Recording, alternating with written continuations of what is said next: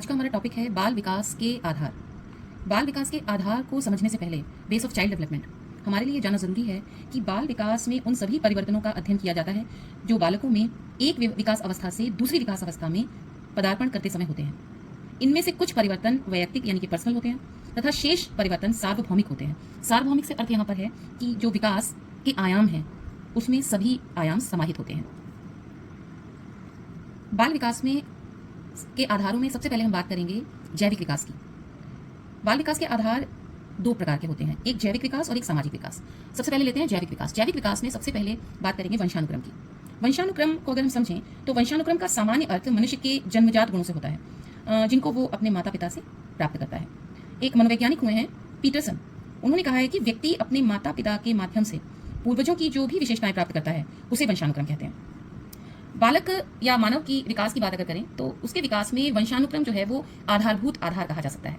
जैसे कि लंबे माता पिता के प्रायः लंबे बच्चे होते हैं और छोटे कद के माता पिता के प्रायः छोटे कद के बच्चे पैदा होते हैं। बुद्धिमान माता पिता के प्रायः बुद्धिमान बच्चे पैदा होते हैं और कम बुद्धि के माता पिता के प्रायः कम बुद्धि के बच्चे पैदा होते हैं सामान्यतः। इसीलिए वंशानुक्रम को बाल विकास का जैविक आधार कहा गया है। अब बात करते हैं वातावरण की। ये भी बाल विकास का एक आधार है, लेकिन ये बाल विकास के सामाजिक विकास के अंतर्गत आता है। वातावरण में वे सभी तत्व आ जाते हैं जिन्होंने व्यक्ति के जीवन आरंभ करने के समय से उसको प्रभावित किया है। जैसे ही बालक का जीवन आरंभ होता है, उसकी शुरुआत होती है, उस समय से जिस वातावरण में वो रहता है उस वातावरण के जो भी तत्व उसके विकास को प्रभावित करते हैं वो सभी वातावरण में आधार में आते हैं। वातावरण के दो प्रमुख क्षेत्रों का बाल विकास पर प्रभाव पड़ता है, एक है प्रकृति और दूसरा है समाज। प्रकृति और समाज यानी कि प्राकृतिक वातावरण से तात्पर्य स्थान विशेष की प्राकृतिक विशेषताओं से है। जैसे अगर हम प्रकृति की बात करें तो आसपास नदियां हैं, पहाड़ी इलाका है, वायु कैसी है, शुद्ध है या अशुद्ध है, और तापमान कैसा है, गर्म तापमान है या ठंडा तापमान है, और वहाँ की ओवरऑल स्थिति कैसी है, इन सब का बालक के विकास पर असर पड़ता है और इन्हीं के अनुसार बालक का विकास होता है।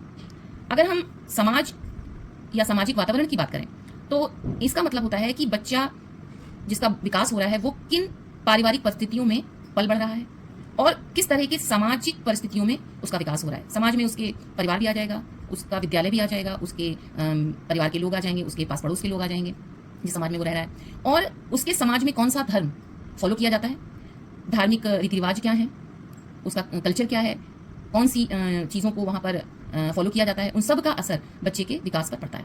और उस समाज में किस तरह की राजनीतिक परिस्थितियाँ हैं, राजनीतिक परिस्थितियां ही ये सुनिश्चित करती हैं कि समाज जो है उसमें किस तरह की स्वतंत्रता है या स्वच्छंदता का वातावरण है, या वहाँ पर कानून किस तरीके का है और कानून किस तरीके से फॉलो किया जाता है, किस तरह से इंप्लीमेंट होता है। इन सब का असर बच्चे के विकास पर होता है क्योंकि वो ये सारी चीज़ें वृद्धि करते हुए, विकास विकसित होते हुए इन सब चीज़ों को देखता है। अब बात करते हैं बाल विकास को प्रभावित करने वाले कारकों पर, फैक्टर्स अफेक्टिंग चाइल्ड डेवलपमेंट। कई कारक हैं जो बालक के विकास को प्रभावित करते हैं। उसमें सबसे पहला कारक जो है वंशानुक्रमीय कारक, जिसे हेरिडिटी भी कहते हैं, इस पर हम बात करेंगे, इसको समझने की कोशिश करेंगे। वंशानुक्रमीय कारक जो है वो बालक के विकास के निम्न प्रमुख वंशानुक्रमीय कारक होते हैं। जैसे पारिवारिक कारक। पारिवारिक कारक जैसे कि नाम से ही पता चलता है, बालक का विकास वंशानुक्रम यानी कि हेरिडिटी में उपलब्ध गुण एवं क्षमताओं पर निर्भर करता है। यानी कि उसको अपने माता पिता से जो अंतर्निहित गुण मिले हैं और क्षमताएं मिली हैं, बालक का विकास बहुत हद तक एक तरह से वो आधार है, उन पर निर्भर करता है और ये एक कारक की तरह उसके विकास पर असर डालते हैं। गर्भधारण करने के समय ही बालक में पैतृक कोषों का विकास आरंभ हो जाता है तथा यहीं से बालक की बुद्धि एवं विकास की सीमाएं भी सुनिश्चित हो जाती हैं, क्योंकि हम जानते हैं कि बालक को जिस तरह की बुद्धि, जिस तरह के गुण, अंतर्निहित गुण अपने माता पिता से प्राप्त होते हैं हेरिडिटी में, उसी के आधार पर उसका विकास सुनिश्चित होता है और ये पैतृक गुण पीढ़ी दर पीढ़ी हस्तांतरित होते रहते हैं। बालक के कद, आकृति, बुद्धि, चरित्र यानी कि उसकी लंबाई कितनी होगी, उसकी बनावट शरीर की कैसी होगी और उसका चरित्र, ये सारी चीज़ें काफ़ी हद तक कारक के रूप में बच्चे के बाल विकास को प्रभावित करती हैं और पीढ़ी दर पीढ़ी हस्तांतरित होती रहती हैं। दूसरा कारक है लिंग। ये बहुत ही महत्वपूर्ण कारक है। लिंग में बालकों के शारीरिक एवं मानसिक विकास में लिंग भेद का प्रभाव भी पड़ता है। लिंग भेद से मतलब है कि बच्चा जो है वो अगर बालिका है तो उसमें जो विकास है वो अलग प्रकार से देखने को मिलेगा, और अगर वो बालक है तो उसमें शारीरिक विकास अलग प्रकार से देखने को मिलेगा। जैसे कि जन्म के समय बालकों का आकार बड़ा होता है और बालिकाओं का छोटा, लेकिन बाद में बालिकाओं में जो शारीरिक विकास होता है उसकी गति जो होती है वो तीव्र हो जाती है। यानी कि हम कह सकते हैं कि बालिकाओं में जो शारीरिक विकास होता है वो पहले होता है तेजी के साथ। इसी प्रकार से जो बालिकाओं में जो मानसिक और यौन परिपक्वता आती है वो पहले आती है, बालकों में बाद में आती है। तो लिंग भेद के अनुसार भी जो ये कारक है लिंग, ये भी बालक के विकास को अपनी तरीके से प्रभावित करता है। तीसरा कारक है अंतःस्रावी ग्रंथियां। अंतःस्रावी ग्रंथियां मनुष्य के शरीर में पाई जाती हैं और इनसे विशेष प्रकार के अलग अलग प्रकार की अंतःस्रावी ग्रंथियों से विशेष प्रकार के अलग अलग रस स्रावित होते हैं, निकलते हैं और वो विशेष प्रकार से आंतरिक रूप से शरीर के विकास पर असर डालते हैं, प्रभावित करते हैं। तो बालक के शरीर में अनेक अंतःस्रावी ग्रंथियां होती हैं जिनमें से विशेष प्रकार की रस का स्राव होता है।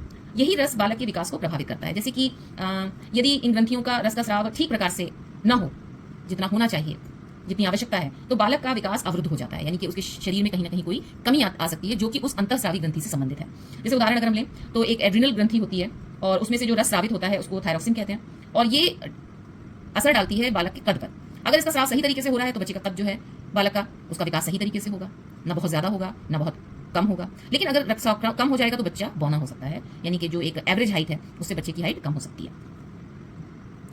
अगला कारक जो बच्चे के विकास को प्रभावित करता है वो है बुद्धि, और ये बहुत ही ज्यादा इंपॉर्टेंट है क्योंकि मनोवैज्ञानिकों का कहना है कि उन्होंने अपने अध्ययन से ये पता लगाया है कि कुशाग्र बुद्धि वाले जो बच्चे होते हैं, बालक होते हैं, उनका शारीरिक और मानसिक विकास मंद बुद्धि वाले बालकों की अपेक्षा तेज गति से होता है।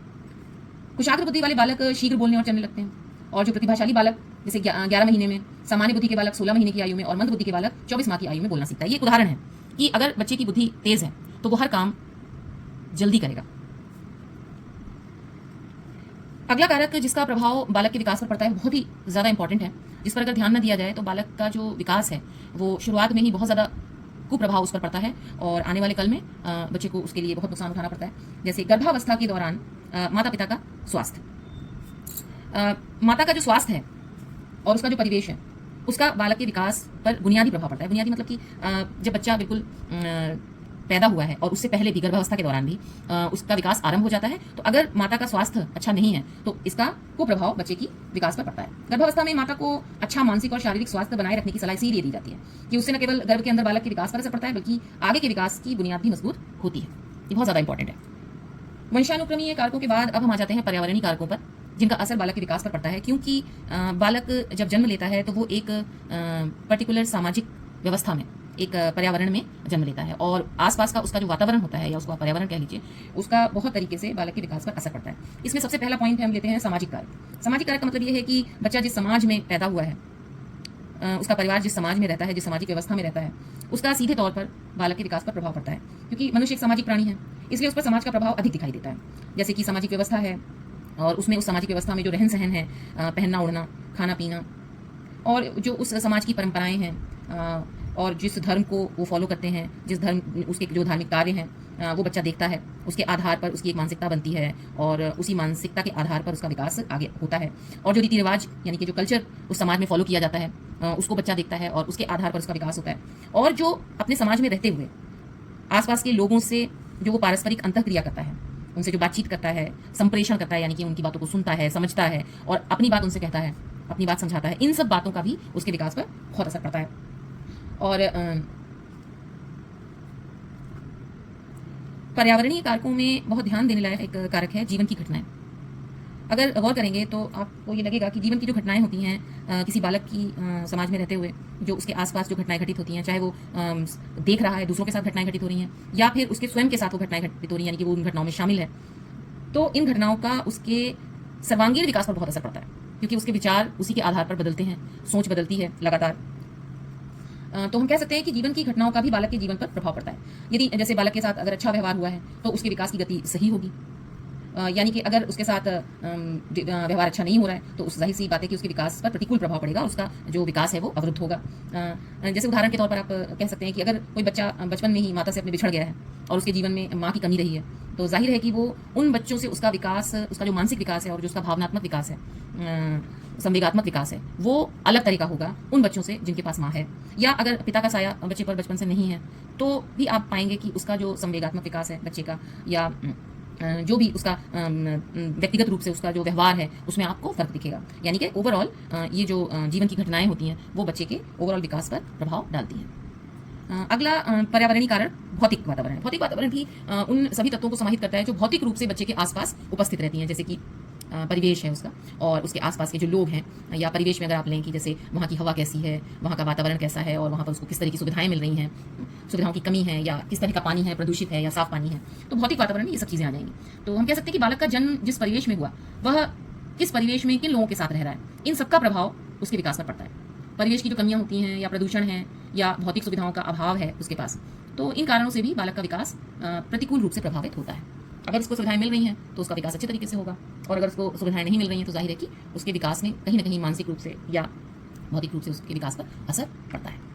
अगला जो कारक है जिसका असर बालक के विकास पर पड़ता है वो सामाजिक और आर्थिक स्थिति है।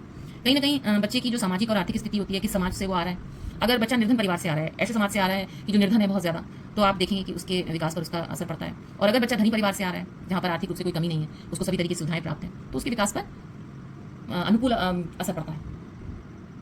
अगला जो पर्यावरणीय कारक है पोषण, न्यूट्रिशन जिसे कहते हैं, ये डायरेक्टली बच्चे के शारीरिक विकास से संबंधित है, क्योंकि पोषण में जो भोजन बच्चा ग्रहण करता है उसमें से जो उसको पोषक तत्व प्राप्त होते हैं जैसे कि प्रोटीन, वसा, कार्बोहाइड्रेट, खनिज लवण, इन सब की आवश्यकता बच्चे को होती है। और इनकी आवश्यकता की पूर्ति अगर होती है तो बच्चे का शारीरिक विकास और उसकी वृद्धि जो होती है शरीर की वो सही तरीके से होती है। और अगर बच्चे में इन सब पोषक तत्वों की कमी हो जाती है तो देखने को आता है कि बच्चा कुपोषण से ग्रस्त हो जाता है। और जब बच्चा कुपोषित हो जाता है तो मनोवैज्ञानिक कहते हैं कि कुपोषण से शारीरिक मानसिक विकास जो है वो अवरुद्ध होता है, उसमें रुकावट आती है। और कहीं ना कहीं जाहिर सी बात है कि अगर शारीरिक विकास में अवरुद्धता आ रही है तो क्योंकि शारीरिक विकास मानसिक विकास से जुड़ा हुआ है, तो यही शारीरिक विकास की कमी जो है वो मानसिक विकास पर भी असर डालती है। और कहीं ना कहीं मानसिक विकास भी एक उम्र आने पर जब बच्चा विद्यालय पहुंचता है तो विद्यालय का जो वातावरण होता है वो भी एक पर्यावरणीय कारक होता है, क्योंकि बच्चा 5 से 6 घंटे अपने विद्यालय में रहता है, तो एक तरह से ये पर्यावरणीय कारक में शामिल हो जाएगा विद्यालय का जो वातावरण है। क्योंकि विद्यालय में रहते हुए बच्चा एक शिक्षक व्यवस्था के अंतर्गत आ जाता है, तो जाहिर है कि अगर शिक्षा व्यवस्था मनोवैज्ञानिक रूप से बच्चों के मनोविज्ञान का ध्यान रखते हुए निर्धारित की गई है तो उस पर उसके विकास पर अनुकूल असर डालेगा। और अगर शिक्षा व्यवस्था में ये बात नहीं है, उसको इस तरह से नहीं सुनिश्चित किया जाता है, तो बच्चे का विकास अवरुद्ध होगा और उसकी जो अंतर्निहित गुण है वो पूरी तरीके से बाहर नहीं आ पाएंगे, उनका विकास अवरुद्ध हो जाएगा। और इसी के अंतर्गत शिक्षा व्यवस्था के अंतर्गत जो शिक्षण प्रक्रिया अपनाई जा रही है शिक्षक के द्वारा, अगर कहीं शिक्षक इस चीज़ में कोताही कर रहा है, वो शिक्षण प्रक्रिया को बच्चों के मनोविज्ञान के अनुसार नहीं चला रहा है और ध्यान देकर उनका पालन नहीं कर रहा है, तो बच्चे का विकास जो है वो अवरुद्ध होगा। लेकिन अगर शिक्षण प्रक्रिया या शिक्षा व्यवस्था बच्चों के मनोविज्ञान का ध्यान रखते हुए अपनाई जा रही है तो बच्चे का विकास अच्छे तरीके से होगा। पठन पाठन सामग्री जो है वो बच्चे की उम्र के लिहाज से उसकी जो इंटरेस्ट हैं उनको ध्यान में रखते हुए अगर उनका इस्तेमाल किया जा रहा है तो बच्चे का विकास इसमें बहुत अच्छे तरीके से होता है। समय विभाजन चक्र में भी इस बात का ध्यान रखना जरूरी है कि बच्चे को कौन सा सब्जेक्ट सुबह के टाइम पढ़ाया जाए, मॉर्निंग के टाइम पढ़ाया जाए, इंटरवल से पहले पढ़ाया जाए, इंटरवल के बाद कौन सा सब्जेक्ट पढ़ाया जाना चाहिए। अगर इन सब चीज़ों का ध्यान रखा जाएगा तो बच्चा सही तरीके से विषयों के कंटेंट्स को ग्रहण करेगा और उसके विकास में अवरुद्धता नहीं आएगी, उसका विकास सही तरीके से होगा। और समय समय पर बच्चे का स्वास्थ्य निरीक्षण होना भी जरूरी है, ये भी विद्यालय के वातावरण के अंतर्गत आ गया है। और प्रार्थना सभा किस तरीके से हो रही है, प्रार्थना सभा में बच्चे को नैतिकता और भाईचारे और स्वास्थ्य के बारे में और सारी चीज़ों के बारे में जो बताया जाता है वो सही तरीके से अगर बताया जा रहा है तो उसका सार्वभौमिक विकास, सर्वांगीण विकास में सहायता मिलती है। बच्चा जब समाज में रहता है तो वो अपने समाज में रहते हुए अपने परिवार में और परिवार के लोगों से, अपने पास पड़ोस के लोगों से और अपने विद्यालय में अपने साथियों के साथ अंतर प्रतिक्रियाएं करता है। अंतर प्रतिक्रियाओं में उसका बातचीत करना बच्चों से, अपने आसपास के लोगों से, यानी कि वो जो बात कह रहा है अपना बातों को दूसरों तक पहुंचा रहा है और दूसरों की बातों को सुन रहा है, ये संचार के अंतर्गत आ जाएगा। संप्रेषण का मतलब हो गया कि बच्चा बातों को सुन रहा है, समझ रहा है और अपनी बातों को दूसरों तक पहुंचा रहा है, उनको समझाने की कोशिश कर रहा है। तो अगर ये चीज़ें संचार माध्यम एक सही समाज के अंतर्गत हो रहा है तो जाहिर है कि बच्चे का विकास भी सही तरीके से होगा। बच्चे को कितनी प्रेरणा मिल रही है संचार माध्यम से अपने समाज में, और अगर उसको प्रेरणाएं अच्छी तरीके से मिल रही हैं तो उसमें जो सृजनात्मकता है उसका विकास बहुत अच्छी तरीके से होगा। और अगर प्रेरणा नहीं मिल रही है और उसको इस तरह का माहौल नहीं मिल रहा है जहाँ पर उसकी सृजनशीलता विकसित ना हो सके, तो जाहिर सी बात है कि ओवरऑल उसके विकास पर प्रभाव पड़ जाएगा। और किस तरीके का उच्च स्तरीय शिक्षण अपनाया जा रहा है बच्चे को, अगर अपनाया जाएगा तो बच्चे का विकास अच्छी तरीके से होगा।